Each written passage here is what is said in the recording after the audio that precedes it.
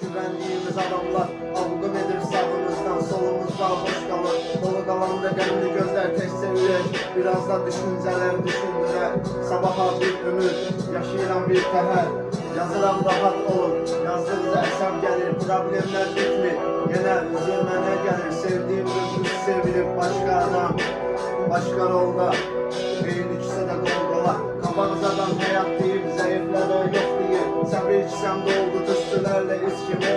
Dost kürədən salır bıçaq, gedib deyib salıram ölməmi, salıram ölməmi.